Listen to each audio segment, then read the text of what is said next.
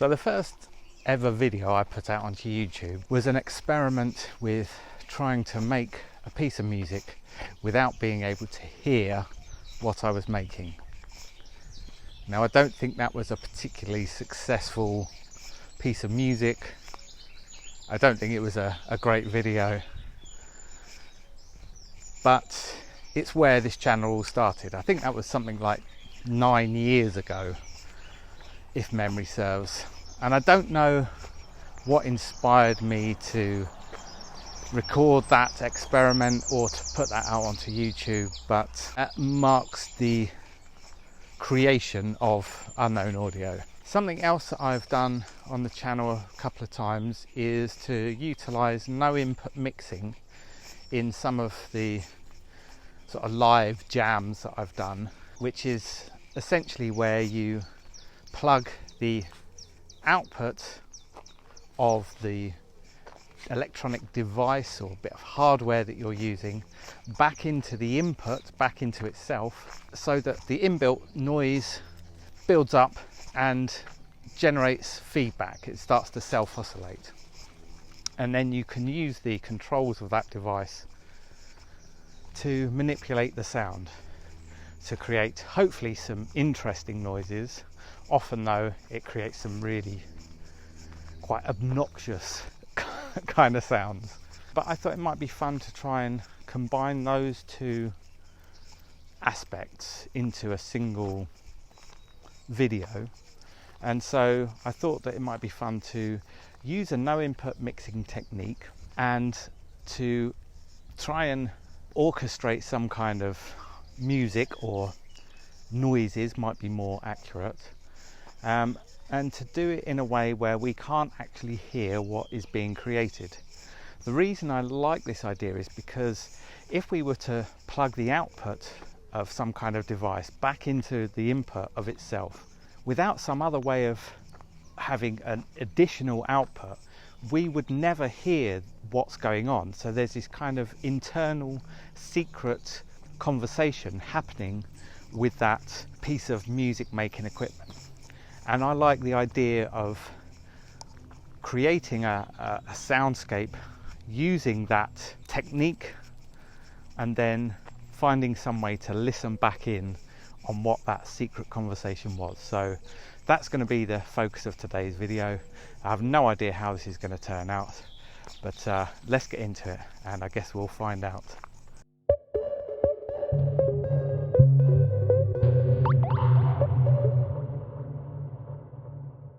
Okay, so I thought I'd give you a bit of a quick overview of the setup that I've got going on that we're going to be using. So this is my Ashton 8-channel mixer, and this is going to allow us to send various signal paths out and sort of route them back into itself to create the feedback loop. We're also going to be running it through this pedal, which is the Electro-Harmonix Pulsar. It's a variable shape. Come on, focus, focus, focus.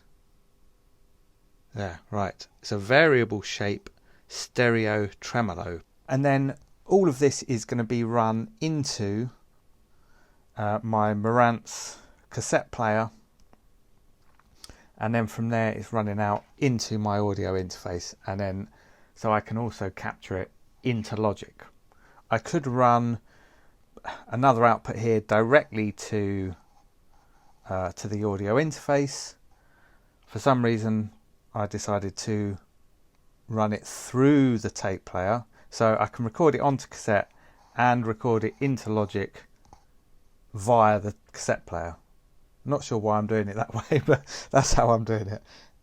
So let's just have a look at this sort of signal path, if you like. So all of these channels have an auxiliary send. So we can, using these dials, I can dial in a certain amount to send to an auxiliary.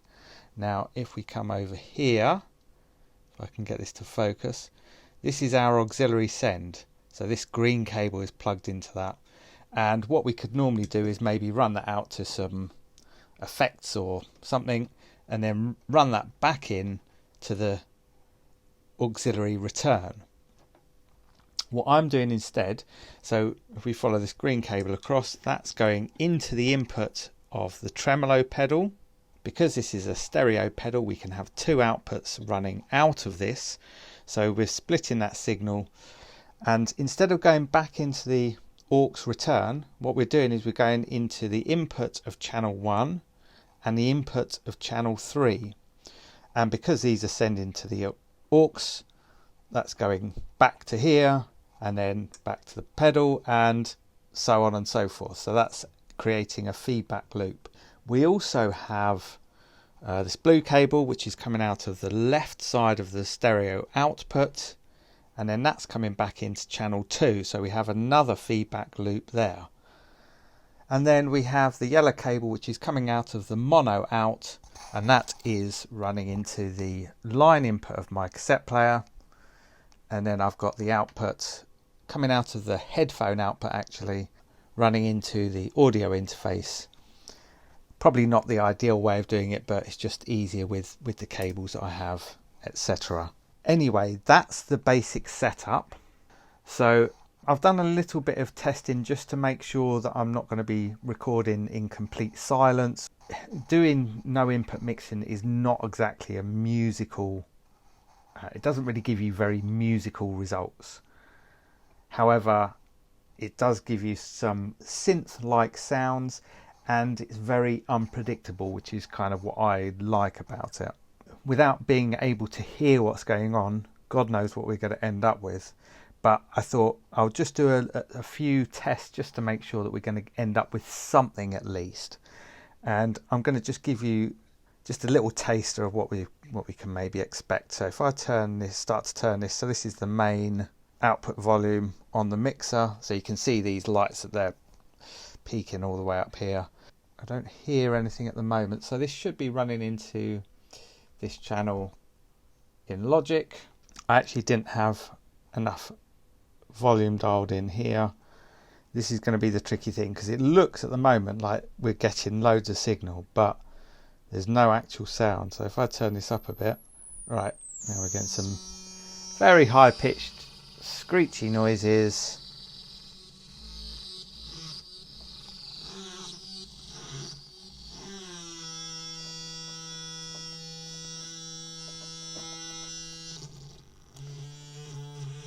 So yeah, those are the kind of sounds that we're probably likely to get. Helpfully, we've got some peak indicator LEDs on here, and there's an LED on this pedal, and I'm going to be watching these to make sure that they're kind of doing something, and I think that should indicate that we're getting some kind of a signal. So I guess the only thing to do is to actually set it up so that I'm ready to record in a way that I can't hear what's going on, and we'll probably do it so that you can't hear either, and then we'll have a reveal of what we've actually captured, and then we'll do some processing and try and turn it into something a bit more musical. So let's do that.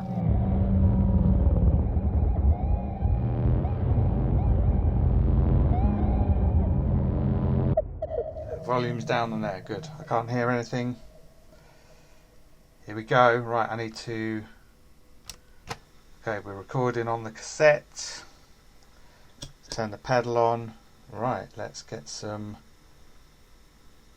volume. Let's see if we can't get some lights going.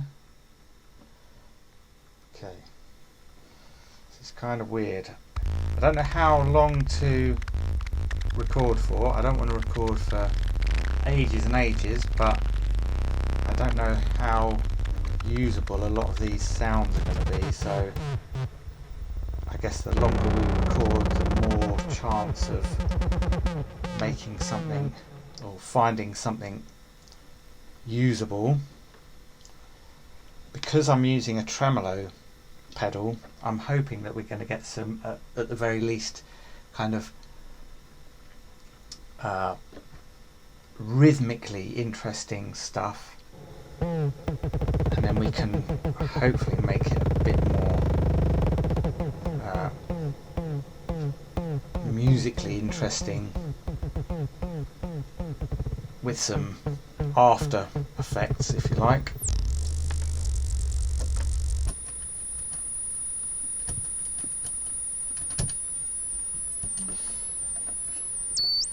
Oh, I can actually hear a very tiny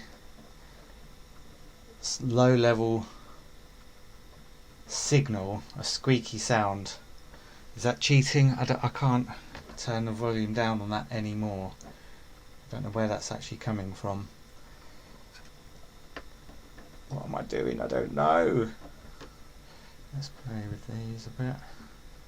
Oh, hang on, that wasn't up. Let's turn that up.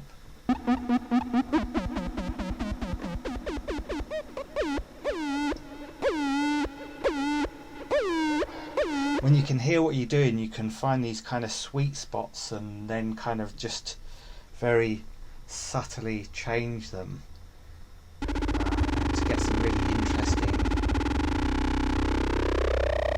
kind of characteristics and movement. But when you can't hear what you're doing, you have no idea whether you're on a, you know, one of these sweet spots or more of a dud spot.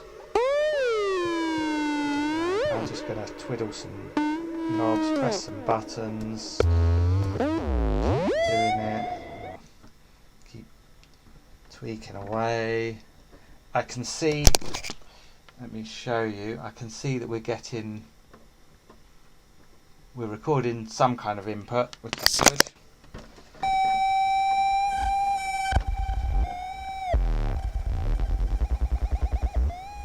Right, okay, so this is the rate. Let's turn the rate down. We'll go slow maybe. Now let's get some stuff happening here. I'm probably turning this way too sort of drastically. I think when you're actually responding to stuff, you probably tend to do much finer sort of increments and smaller changes. But when you have no idea what's going on, you've just got to twiddle for the best and just hope. Maybe we'll go faster now. Let's change the... Oh, we've also got a square wave. I'm on triangle wave at the moment. We could try the square wave. I don't know how long I've been recording for. About 4 minutes.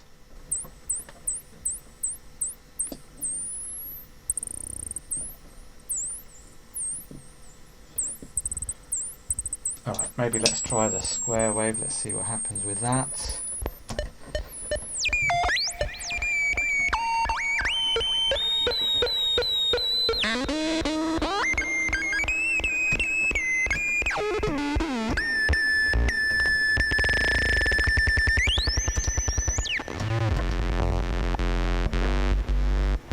Change the shape. So I guess it's doing the pulse width on the, when I'm on the square wave. That could be quite interesting.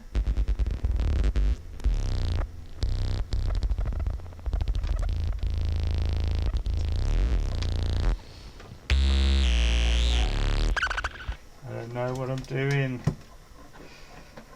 Right, okay, I think we've done about 5 minutes. Maybe let's bring this to a close and then we'll have a listen to what we've captured.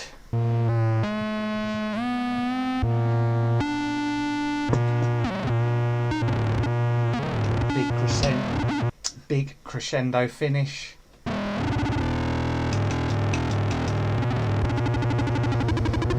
Press everything, twiddle everything. And right. Done.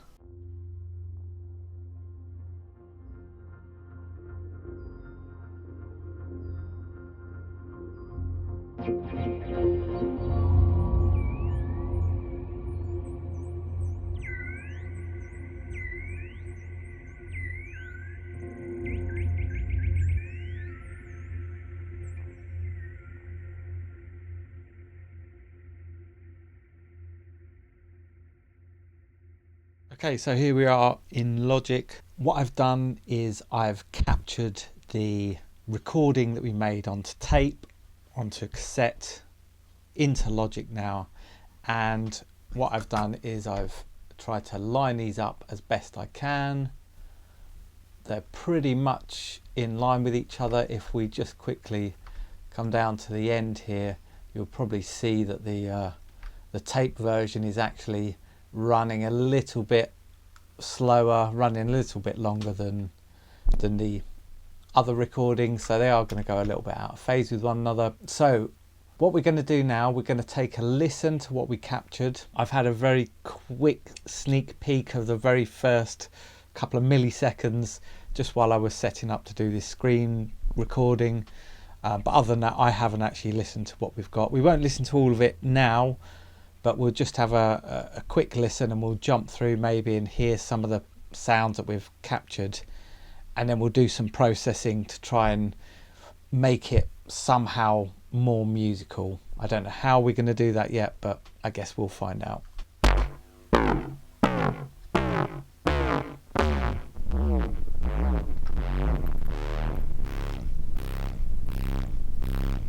Okay. Ooh. What I might do is I might pan one of these hard left and one hard right. Give ourselves some stereo. Okay.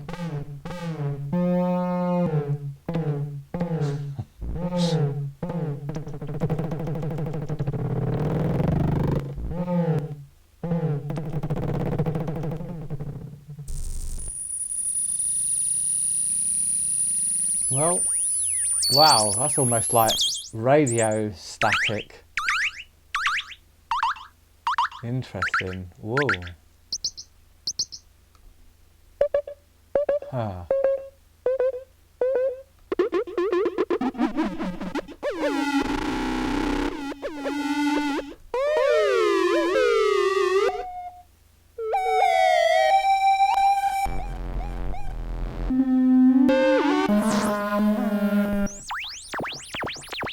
Wow.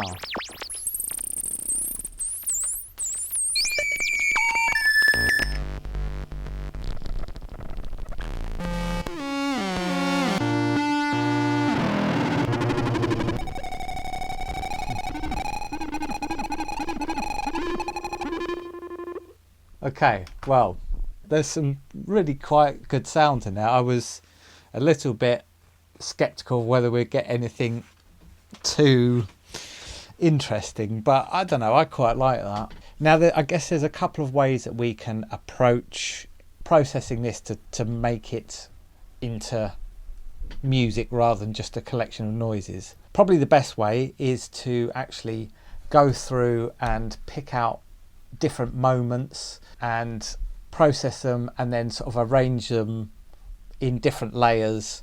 Maybe find something with a nice rhythm that we can turn into some kind of drum beat or percussive element. Find something where there's some more tones and make it a little bit more musical for some kind of melodic content. Maybe take some of the sort of bassy sounds wherever they were, you know, and try and make some kind of bass line from it. That's going to be quite involved, and I would quite like to, whatever we make, just have it run from start to finish and pair it up with the actual footage I recorded of the performance, and keep it as a single performance from start to finish. So I think I'm going to do that, and I think then what that means is that the best way to approach this is to try and turn this into some kind of ambient soundscape rather than like an actual song or a piece of music in a traditional sense, I guess. I've already loaded up a load of effects that I think will be useful, so I may just grab one of these and just dump it onto here with all of our effects and hear what it sounds like. So let's just do that quickly. Let's mute the other one. Wow, okay, it's loud. Put a gain at the start. Okay, that sounds quite cool to me. Right, so let me just show you what I've got here, and this will hopefully give us some really ambient textures and maybe some slightly spooky, but hopefully a little bit more musical character than what we've currently got. This is a plugin called Resonator, made by, I forget now, Synth Audio, something like that. Resonator, anyway. So this is going to give us some resonant tones in addition to the dry signal, and we can choose basically the root note here and additional overtone notes, and we can pan them and sort of fine tune them and adjust the gain levels and that kind of thing. That sounds like this.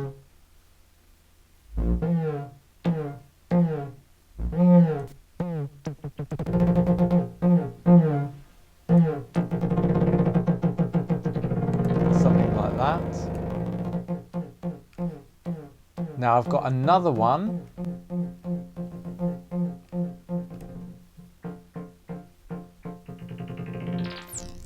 Now hopefully these together are going to give us more melodic information to work with. Now I've got Comeback Kid by Baby Audio, so a delay. So that's quite nice. That gives us some spatial and fills out some of the gaps in these kind of more sort of percussive moments. Now then I've got Round by Native Instruments, which is a really, this is my favourite reverb plugin that I own. And I've got quite a long decay and a large size, so we can get some really ambient stuff with this. So we'll back that off a little bit at the moment. That's cool. And then one of my all-time favourite plugins, I use this all the time, Halftime by Cable Guys.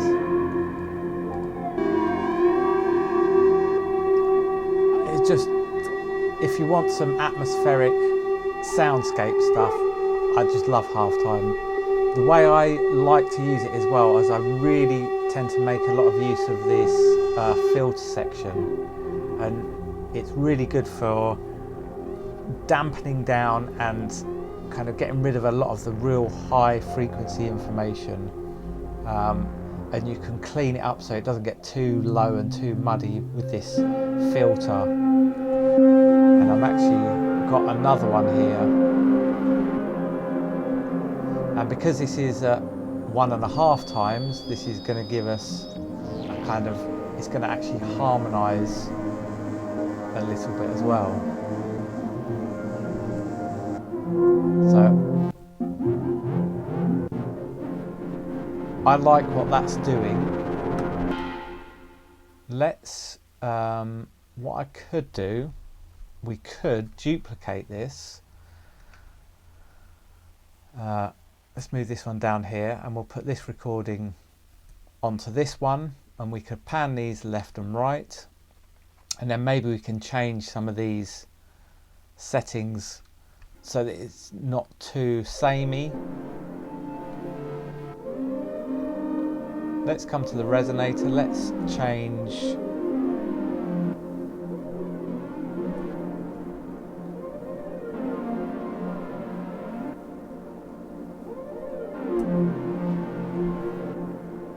okay.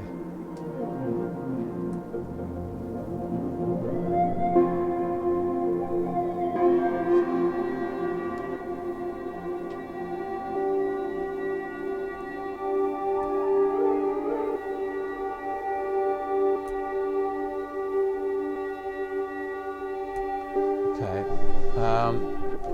that's cool.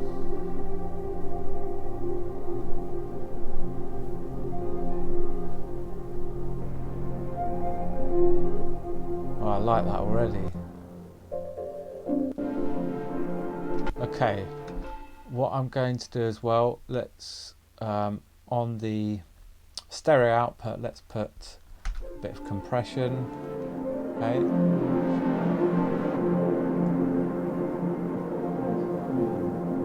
Now another plugin that's really good to use in these kind of situations is portal by output. So maybe we'll chuck this on here. I might come to one of my own presets that I've made.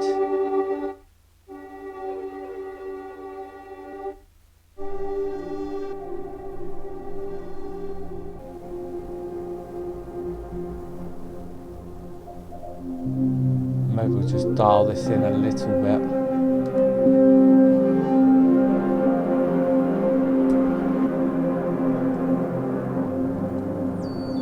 Okay, let's have a look at the EQ. There's a lot of very low frequency stuff there. We can get rid of that, and maybe we can dampen down some of the extreme highs as well a little bit. That sounded cool. Right. Okay, let's chuck on some ozone.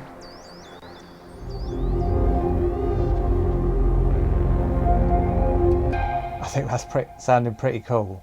So what I'm going to do is I'm going to bounce this out, and then we'll line it up with the video I shot of the performance, and we'll take a listen to the finished product. That hasn't taken too long to make, but I quite like the results we've got so far.